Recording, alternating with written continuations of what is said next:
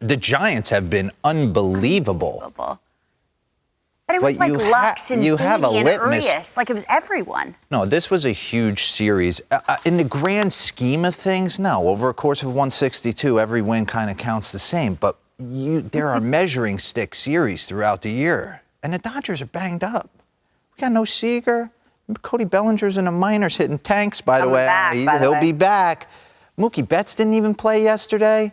So I was saying to myself, I had 2 awesome years. I was damaged goods out in San Francisco, but I loved every second of being a part of that organization and that city. That city always, whenever we go in there as a visiting player, I loved grabbing breakfast, checking it out, walking around Union Square. There's so much San Francisco that I absolutely loved. And there's this street called Lombard Street, okay?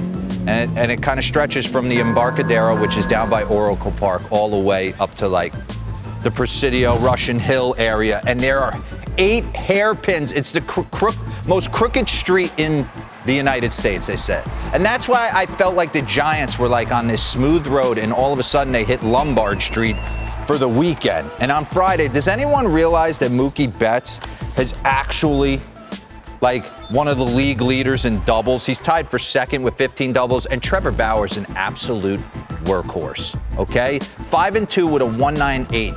But what I love about him, not just the moxie and the sword right here that he's going to pull out. I don't know how to feel about that. I don't hate it. I don't love it yet. But I love that he's embraced this whole mentality, but he's backing it up and he's punching dudes out with fastballs. He is going, they are almost sitting slider, and he's like, And then on Saturday, okay, they just remind you, Max Muncy, want to talk about get it out of the ocean? He is by the way, there's sharks out there. We know that. And Eric Burns has gone for a swim out there. Max Muncy has been on fire. Leads MLB with 40 walks. Leads the NL with a .460 on-base percentage. And he tied Carlos Delgado of Toronto Blue Jays lore, Mets lore, and my old teammate Adam LaRoche for most McCovey Cove shots by a visiting player.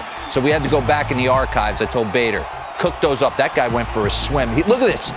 There's a chance he gets pulled to his death right there.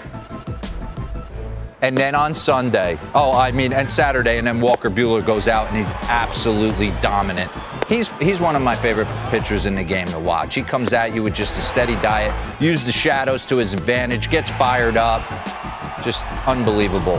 Talent-wise with Bauer and then Buehler. And then on Sunday, you're like, all right, let's scratch out a win here. We don't want to get swept. And Julio Urias, outside of a clunker against the Seattle Mariners, this guy has been almost unhittable all season long. And he mixed in a couple ribbies with a couple knocks as well. So he's been on fire for them, rocking the single-digit number 7.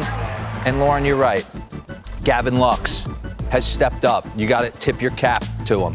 Corey Seager goes down, and Gavin Lux decides, you know what? It's time for me to go. So he has been awesome. Last 19 games, he's hitting .340 with a .911 OPS. He hit his second grand slam of the season yesterday, and they've needed him. So the Dodgers, it's kind of been peak valley. They've been banged up a little bit, but a measuring stick kind of series, and they kind of let the Giants know, Are you good?